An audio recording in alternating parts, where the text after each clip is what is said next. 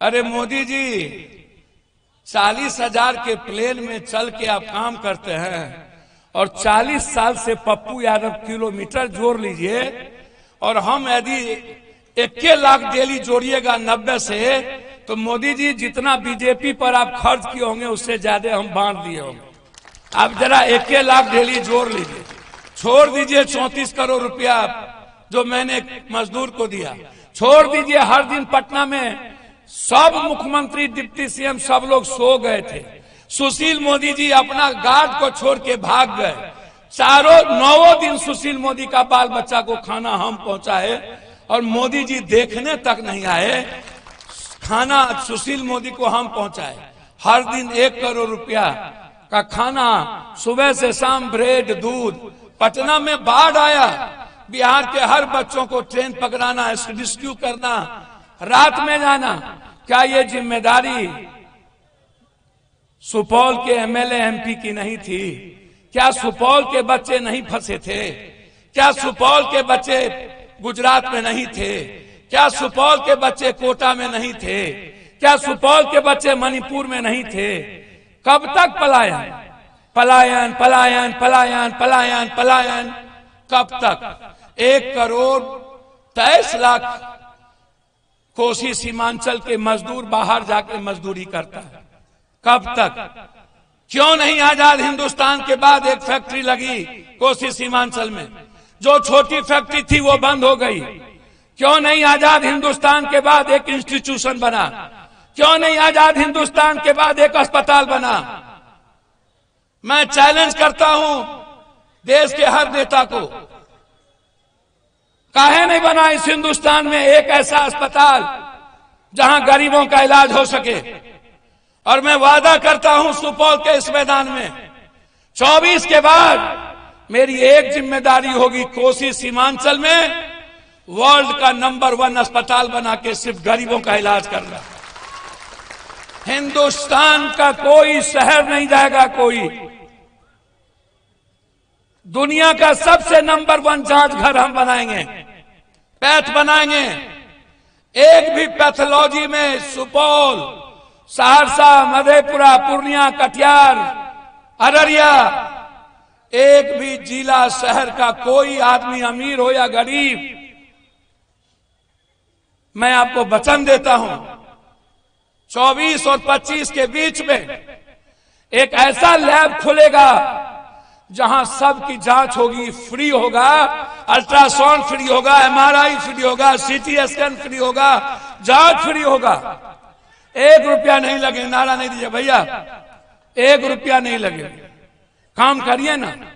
आप लोगों को तो मौका मिला, हम तो कुछ नहीं है, हमको तो कोसी वाला पैर की धूली समझ लिया, हमको तो सुपौल वाला, ना हम इस जात के ना उस जात के, डगरा का बैगन बन गए। रुकिए, कहीं के नहीं है, ये तो अच्छे वर्कर की जिम्मेदारी दायित्व थी। मैं धन्यवाद दूंगा छोटे छोटे वर्कर ने, पूर्व मुखिया ने, जिन लोगों ने, आज इसमें किसी दलाल की भूमिका नहीं है, इस लोगों में इसमें कोई माफिया नहीं है, इसमें किसी जात को गाली देने वाला एक वर्कर नहीं है, इसमें किसी हिंदू मुसलमान को गाली देने वाला एक वर्कर नहीं है, इसमें किसी भूमिहार और ब्राह्मण को, राजपूत को गरियाने वाला एक आदमी नहीं है। इसमें वो लोग हैं जो पप्पू यादव के आचरण और चरित्र से दूसरे जात को अपने से ज्यादा प्यार करते हैं, दूसरे धर्म को अपने से ज्यादा मोहब्बत करता है, दूसरे जाति को भगवान समझता है, दूसरे जाति को गरीब समझता है। मेरे साथ वही लोग रह पाएंगे जो दूसरों का इज्जत करेंगे, जो दूसरों को भगवान समझेंगे, जो गरीब का पैर छुएंगे, जो इंसानियत पर जिएंगे। मेरे साथ माफिया इसीलिए नहीं आता। क्या कारण है? क्या कारण है कि ये दलाल माफिया पप्पू यादव का विरोध करता है? मैं जानना चाहता हूं, मैंने क्या गुनाह किया है? बिहार के सारे अपराधी को चैलेंज करता हूं इसीलिए, बिहार के सारे माफिया नेताओं के नेक्सस के खिलाफ हूं इसीलिए। बिहार, आप याद करिए, सरकार कहती है 36% लोगों को झोपड़ी का मकान है, सरकार कहती है 48% लोगों के पास खपरा और टीन का मकान है, सरकार कहती है मुसलमानों की एजुकेशन 1 पॉइंट से कम है। सरकार कहती है दलित आदिवासी का एजुकेशन 0.9 है। सरकार कहती है कि यादव का रोजगार 1.6 है। 14% होने के बाद मैं पूछना चाहूंगा, मुरारजी देसाई का सरकार था, जनता पार्टी के लालू जी, बीपी सिंह जी की सरकार थी, देवगौड़ा और गुजराल में आपने किंग मेकर थे। गर्व था हमें कि लालू जी हमारे किंग मेकर हैं, और आज भी गर्व होता है लालू जी पर कि लालू जी कहीं ना कहीं चीजों को मिलाने में लगे रहते हैं, नहीं तो कब का नाश हो गया होता। कुछ चीजें आज भी बची हुई है, लेकिन हमारा सवाल है कि 1.6% ही मेरा सवाल है कि रोजगार क्यों, और वो भी रोजगार यादवों में सबसे निचले पदान पे क्यों, सेकेंड और थर्ड में क्यों? मेरा ये सवाल है। मेरा सवाल है कि आप 10 साल कांग्रेस में रहे। मेरा सवाल है, जब लोग कहते हैं कि सबसे बड़ी संख्या पूरे भारत में यादवों की है मुसलमानों के बाद एक जाति में, तो हिंदुस्तान में कोई एक जगह आप सरकार में क्यों नहीं है? इसीलिए आप नहीं हैं कि आप का जो गरीब जाति है, जो गांव में यादव बूढ़े हुआ करते थे, पप्पू यादव का बाप दादा हमारे पूर्वज, वो दूसरों जाति के लिए लाठी उठाते थे। कांग्रेस में, कांग्रेस के खिलाफ वो समाजवादी कैरेक्टर था, वह कैरेक्टर था लोकतंत्र का। लेकिन जब हम लोग आए तो हम लोग का कैरेक्टर हो गया यूथ में, यादवों में जो पैसा कमा लिया उसका, दलालों का, उसका माफियाओं का, और वो दूसरी जाति का सम्मान करना छोड़ दिए। वो दलितों के घर में जाना छोड़ दिए, वो गरीबों से मोहब्बत करना छोड़ दिए। उनको लगा कि हम इसी तरह जिंदगी जी लेंगे। नहीं, जब तक आप अत्यंत पिछड़ी जाति को क्या मिला, जो लोग हेलीकॉप्टर या जो लोग यहाँ पर पैसा लेकर के कमा के आते हैं बाहर से, और वो कोई कहता है मैं कुर्मी हूं, मैं कोयरी हूं, मैं जानना चाहूंगा कि आपका योगदान क्या था। मैं जानना चाहूंगा कि आपके बाबा दादा का योगदान सीमांचल कोसी में क्या था। मैं जानना चाहूंगा कि आप इतना पैसा कमाए और आप जहां थे वहां पर आपने कोसी के सुपौल के किसी एक लड़के को नौकरी लगाया जब आप पदाधिकारी थे? मैं चैलेंज करता हूं आपको, और पप्पू यादव चैलेंज करता है आज कि जितना सरकार नौकरी में लगाया होगा, इलाज कराया होगा, उससे 3 गुना पप्पू यादव भारत में इलाज करा के लोगों को घर भेज दिया। आपका घर, अपना घर, दिल्ली का शहर गरीबों का शहर था, पटना का शहर। आज भी 5 लोग दिल्ली में भारत के गरीबों के लिए एम्स में काम करता है पप्पू यादव के। आज भी पटना में 6 लोग काम करते हैं। मैं जानना चाहता हूं, क्या ये जिम्मेदारी हर एमएलए एमपी की नहीं है कि अपने घर पर गरीब को रख करके उसका इलाज कराए? अपने घर पर जरूरतमंद लोगों की क्या काम कराए? कोई एक नाम बता दो आप। क्या कभी आपसे नरेंद्र मोदी जी मिले? कभी आपको मोदी जी आकर के वोट ले जाते हैं? कभी आपको पटना वाले वोट ले जाते हैं? क्या आपको नहीं लगता है कि इन लोगों ने आपके लिए कभी नहीं जिया? इन लोगों ने कभी आपकी गहरी चिंता नहीं की? कभी आपको बाढ़ से मुक्ति नहीं दिया? कभी कोसी सीमांचल जो दुनिया में सबसे ज्यादा मक्का, सबसे ज्यादा मखान, सबसे ज्यादा धान, सबसे ज्यादा दूध, डेनमार्क के बाद हमारे पास दूध, सबसे ज्यादा सब्जी, दलहन और तेलहन कोसी सीमांचल मिथिलांचल में, सबसे ज्यादा वर्ल्ड में 98.2% हम मखान देते हैं। सबसे ज्यादा डेनमार्क और एक कंट्री है उसके बाद सबसे ज्यादा मक्का बिहार, और बिहार में कोसी सीमांचल देती है। क्या हुआ? मधेपुर की फैक्ट्री क्यों बंद हो गई, जहां से हम दुनिया में सबसे बड़ा उत्पादन करते? एक गुजरात की फैक्ट्री से गुजरात बन गई, मधेपुर की फैक्ट्री से बिहार नहीं बन पाया। याद करिए, मैं आप लोगों से कहना चाहूंगा, नौजवान, आज आप सिर्फ मेरी बात सुनिए। आज कोई दूसरी बात हम करने आपसे नहीं आए। यही बुद्ध, इसी बिहार में पैदा लेने वाला बुद्ध, जब वो जापान गया तो जापान नंबर 1 का हो गया, जब वो थाईलैंड गया तो थाईलैंड नंबर 1 का हो गया, जब वो चाइना गया तो चाइना इकोनॉमी में नंबर 1 हो गया। क्या कारण है? बिहार का एक संत जब बाहर जाता है तो दुनिया का नंबर 1 इकोनॉमी हो जाती है, वर्ल्ड लेवल का देश हो जाता है, और एक संत यहां पर आपने उसको सम्मान नहीं दिया।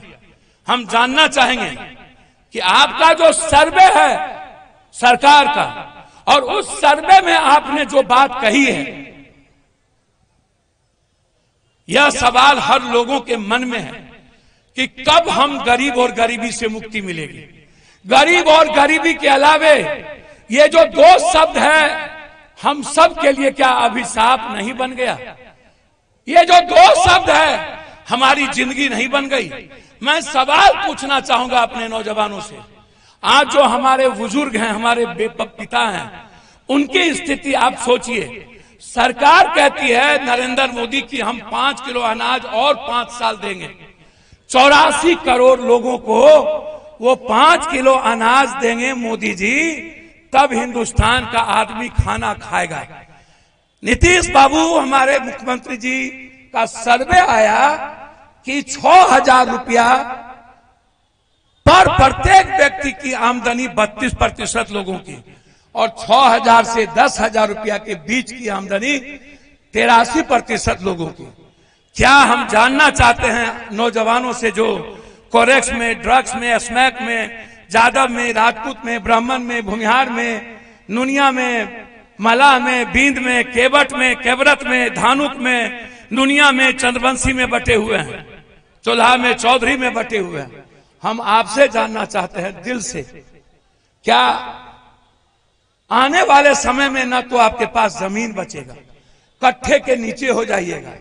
आने वाले समय में ना तो नौकरी, ना तो रोजगार, ना तो बैंक से हमको लोन मिलेगा, ना तो हम सूद लेने के लायक रहेंगे, ना मेरे पास कोई चीज मॉर्गेज बचेगा कि ताकि मैं कोई रोजगार कर सकूं। मैं नौजवानों से पूछना चाहता हूं कि आगे आने वाले समय में आप अपने बच्चों को जिंदा कैसे रखिएगा? आप अपनी बेटी को कपड़ा कहां से दीजिएगा?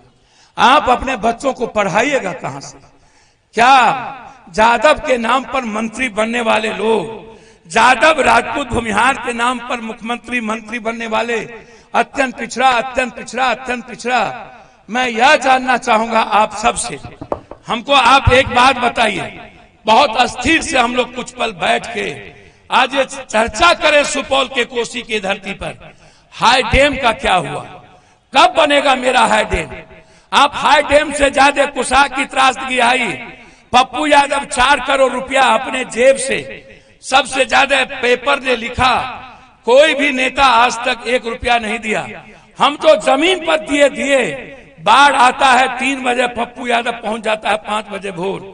बाढ़ आता है 12 बजे दिन में, पप्पू यादव पहुंच जाता है 11 बजे दिन। आपके बीच में क्या कोई एमएलए, कोई एमपी, कोई मंत्री? हमारी औकात बहुत बड़ी नहीं है। जो औकात है वो आपसे है, जो ताकत मिली मरने और लड़ने का आपसे है, जो आज दुनिया में हीरो बनाया आपने बनाया। लेकिन हम पान न पान की डंटी आपके पास लेके जाते हैं। हम आपके पास कुछ न कुछ लेके आपके आंसू को पोंछते हैं एक बेटे के तरह। क्या ये जिम्मेदारी सबकी नहीं है? कुशा में हम 4 करोड़ रुपया मनमोहन सिंह को दिए थे, क्या ये गलत है? 4 करोड़ रुपया बाय चेक हम तिहाड़ जेल से भेजे थे, और मनमोहन सिंह जी ने कहा था, हिंदुस्तान टाइम्स ने लिखा था कि एकमात्र शख्स है पप्पू यादव इस देश में पॉलिटिशियन के रूप में जिसने त्रासदगी में चेक के द्वारा 4 करोड़ रुपया सिर्फ कोसी के लिए त्रासदगी में 4 करोड़ रुपया दिया। आप याद करिए, हाई डैम की लड़ाई हम 83-82 से लड़ रहे हैं। कभी पथ यात्रा वीरपुर में, कभी जोगबनी में हमने कितना लाठी, कितनी बड़ी सभा की। आजाद हिंदुस्तान के बाद भीमनगर और फरक्का को चौड़ीकरण करने के लिए पप्पू यादव ने कितनी बार कहा कि एक दिन कोसी खत्म हो जाएगा। जिस दिन बहुत ज्यादा भीमनगर पर प्रेशर पड़ चुका है, पूरा का पूरा गाद और पूरा का पूरा पत्थर नदियों में भर चुका है। गाद इतना जमा हो चुका है कि एक दिन, किसी दिन यदि बड़ी साइक्लोन आ गई और किसी दिन नेपाल में 10 दिन की बारिश हो गई, तो शायद भगवान बचाए इस बार 13-14 जिला को। हम लोग रात में ही कंकर बन जाएंगे। यह आप नहीं सोच पा रहे हैं, यह इंजीनियरिंग बता दिया है। फरक्का का चौड़ीकरण नहीं होने के चलते गंगा का पानी बैठ जाता है। गंगा में बालू इतना जम चुका है कि समुद्र में पानी नहीं जाता है, जिसके चलते महानंदा, गंडक, कोसी, कनहर, कमला, बलान, गंगा, सोन, इसके बगल में रहने वालों की जिंदगी मौत से जूझती है। इस पर कभी चर्चा क्यों नहीं होता? कभी चर्चा आर्सेनिक और आयरन पानी पर क्यों नहीं होता कि कब तक हम टीबी, कैंसर, हैजा और दम्मा के साथ जिएंगे? कब तक हम दम्मा, टीबी, हैजा, कैंसर को लेकर के अपनी सारे पैसे को रख देंगे? ये सवाल नहीं है। पप्पू यादव, हम चैलेंज करते हैं। हम 90 में एमएलए बने थे पहली बार। याद करिए, 23 घंटा जब पूरे भारत को 8 घंटा बिजली नहीं थी, लालू यादव जी मुख्यमंत्री थे।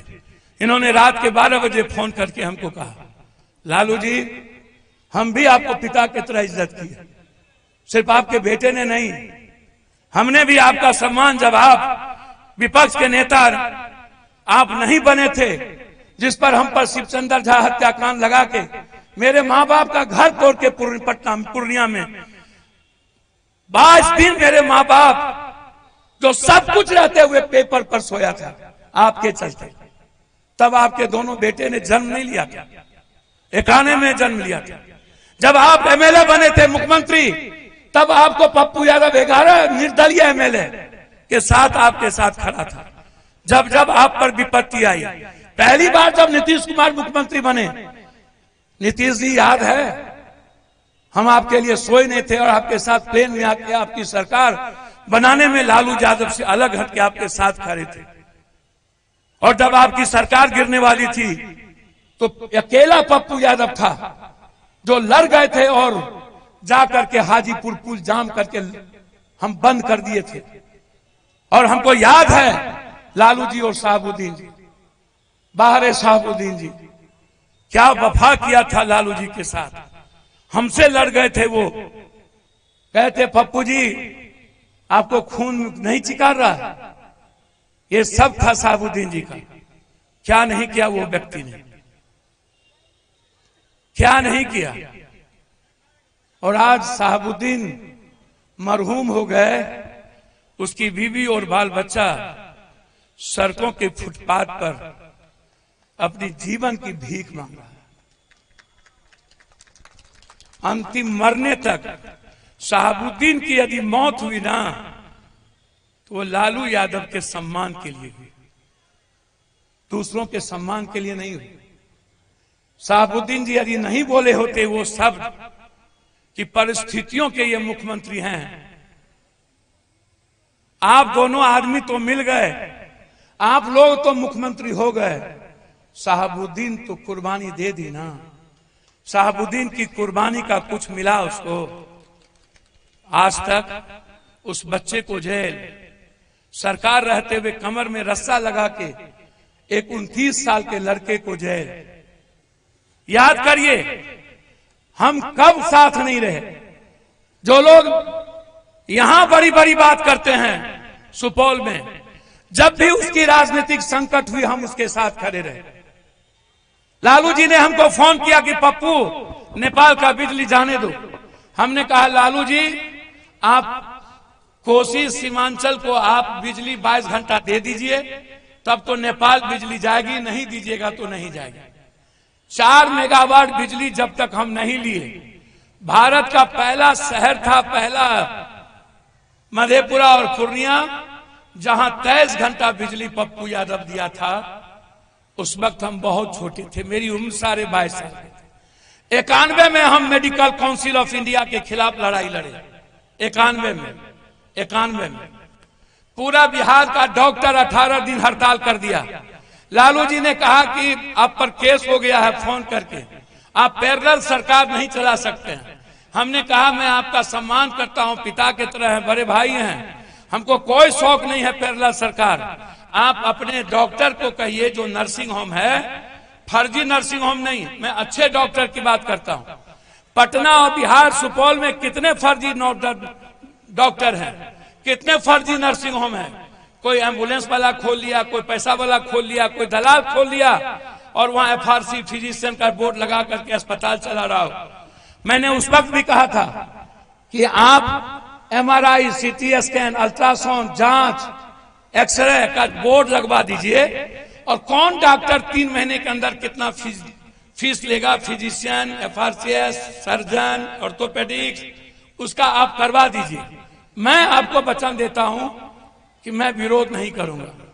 जब तक बोर्ड नहीं लगी तब तक पप्पू यादव लड़ता रहा।